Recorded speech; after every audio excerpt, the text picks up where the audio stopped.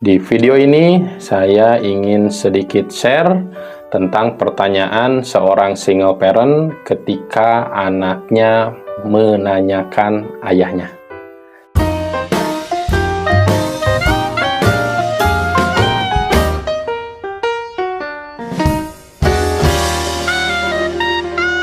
Kali ini saya ingin menjawab salah satu pertanyaan dari member. Assalamualaikum warahmatullahi wabarakatuh. Ayah, saya Bunda, 25 tahun, seorang single parent. Anak satu laki-laki umur 3 tahun. Saya bercerai dan mengurus anak saya sendiri sejak anak baru lahir. Hingga saat ini tanpa ada figur suami. Alhamdulillah Allah meridhoi dan menitipkan anak saya dalam keadaan sehat dan cerdas. Bahkan anak saya lebih dewasa dari sebayanya. Kritis, aktif, pengertian, penyayang, dan perasa atau peka. Alhamdulillah. Tetapi sejak anak saya umur 2,5 tahun, dia sudah mulai menanyakan ayahnya, "Bun, ayah aku mana?" Ya. Bahkan dia tahu nama ayahnya tanpa mengenal wajah ayahnya. Entahlah itu dari mana, hancur hati saya mendengar itu. Karena kasihan sekali anak ini belum merasakan sosok ayah. Dan dia sudah mengerti sekali seharusnya embunnya memiliki pasangan seperti yang lainnya.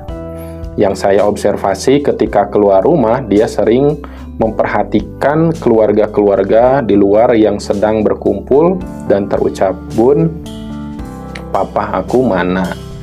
Yang saya tanyakan bagaimana saya bersikap dan menjawab pertanyaan itu. Oke. Mungkin saya pun belum pernah di posisi jadi single parent seperti itu.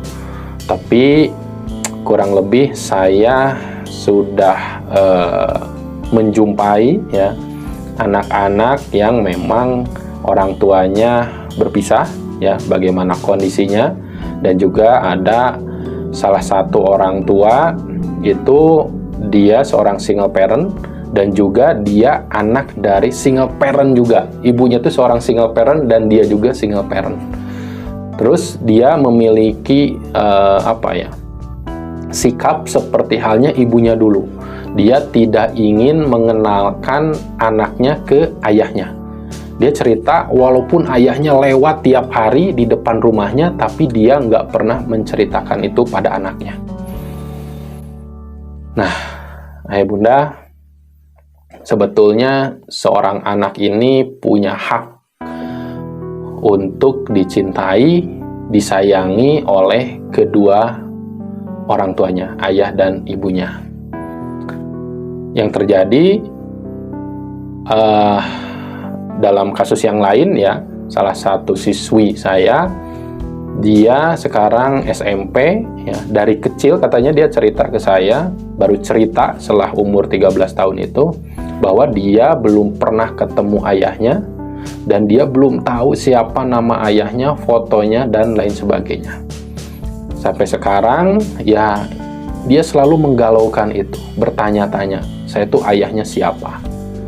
Ibunya nggak pernah cerita, dia nanya juga nggak pernah diceritakan. Lalu apa yang terjadi dengan anak ini? Ya di asramanya ya, kebetulan boarding school, dia menjadi biang permasalahan ya. Banyak masalah dengan teman-temannya. Terus dia merasakan orang lain itu, dia merasa diomongin sama teman-temannya, padahal teman-temannya biasa aja.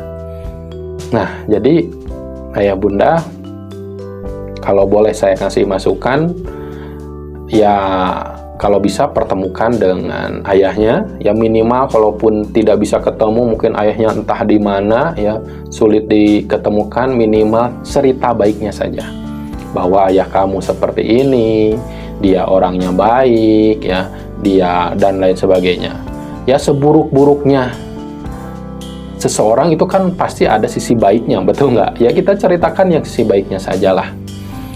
Nah, kalau memang misalnya bundanya belum move on, nah itu kan beda cerita ya. Gimana makanya ayah saya juga mau ketemu masih kesel gitu kan, kita juga masih berantem. Ya, bundanya dulu yang harus diberesin. Bagaimana bisa move on, bisa berdamai dengan keadaan, tidak mudah terpancing emosinya, sehingga bisa anak pun bisa berdamai dengan situasi ini. Sehingga kalau bisa jangan ditutup-tutupi, ya, jangan sampai dibohongi, oh ayah kamu sedang kerja di mana gitu ya, padahal mah ada ya.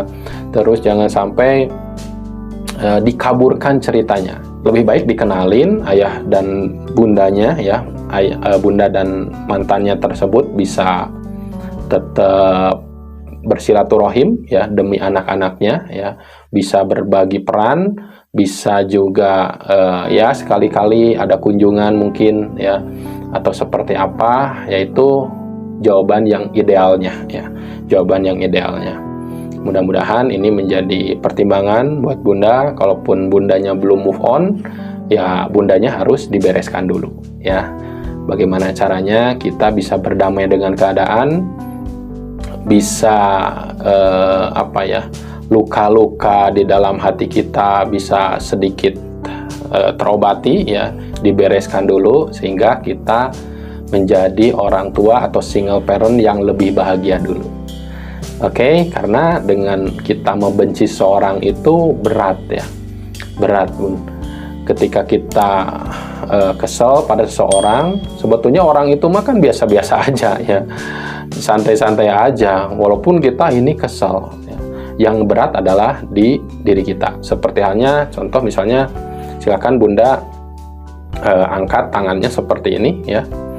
Ini kan nggak ada beban sama sekali ya, saya tidak ngasih beban berapa kilo, tapi ketika kita seperti ini terus ya, dalam waktu yang lama, terus lama-lama kan kita pegel ya, kita memiliki beban tangan kita sendiri aja, lama-lama kita kan pegel, makin berat